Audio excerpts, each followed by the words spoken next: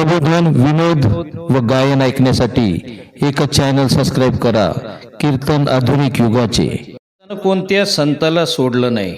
संत तुकाराम महाराजांनी 3060 एकर जमीन समाजाला वाटून दिली, तरी महाराजची चाटी केली, चाटीला चुना लावला, गद्यावर उलटी मिरवणूक काढली.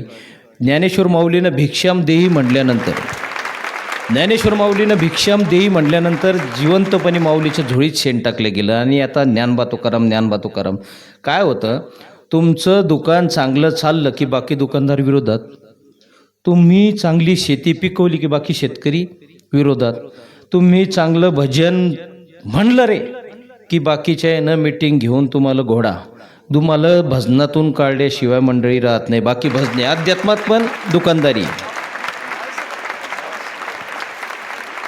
12 वर्षाच्या आधी आसाराम बापूची गोष्ट सांगतो. 12 वर्षाच्या आधी जसं बॉलिवूडमध्ये अमिताभ बच्चन फेमस ॲक्टर आहे, त्याला काही चॅलेंज आहे का? कोणता पिक्चर काढा आणि जहाँ खडे रहते वहाँ से ॲक्टिंग सुरू हो जाते, असे लोक म्हणतात. म्हणजे तसा नट कोणता झाला नाही. आणि आसाराम बापूसारखा अध्यात्मात ॲक्टर त्या काळात 12 वर्षाच्या आधी कोणीच नव्हता.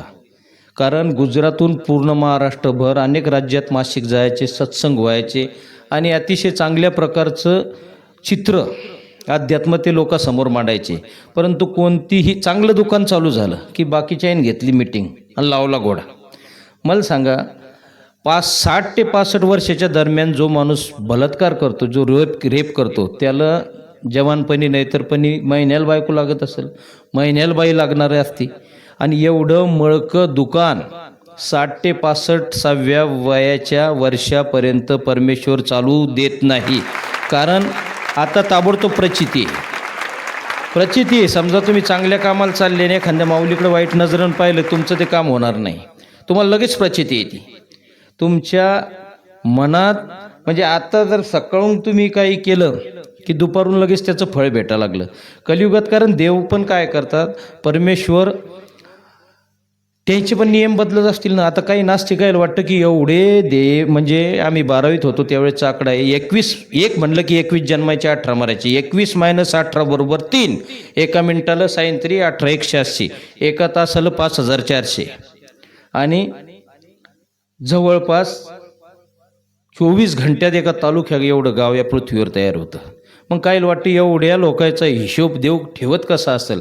तर बाबा, जसं तू ह्या मोबाईलात त्या डबक्यात मेमरी असते आणि तिच्यात सगळं त्या एवढ्या डबक्यात पूर्ण जग तू पाहतो, तर आत्मारूपी जीवात्मारूपी मेमरी तू या शरीरात टाकलेली आहे. आणि ज्यावेळेस आत्मा वर गेला त्यावेळेस तो हा डाटा देवाच्या कॉम्प्युटरमध्ये गेला. सोपा हिशोब आहे. आणि या जे आभाळ आहे त्याला आकाशाला चित्रगुप्त म्हणलेलं आहे. ह्यो देवाचा कॅमेरा आहे. जर तुम्हाला पाप करा, या आभाळ म्हणजे देवाचा कॅमेरा आहे. कोणतरी म्हणलं, जर तुमच्या देवाच्या कॅमेऱ्यात जर तुम्हाला यायचं नसलं पाप करताना, तर याच्या पलीकडे जाऊन तुम्ही पाप करा जर ताकद असली तर. जर तुमची तिकडं कॅमेऱ्याच्या बाहेर जायची तयारी असते, देवाचा कॅमेरा, देवाचं सॉफ्टवेअर, देवाचं कॉम्प्युटर मोठंच असणार ना.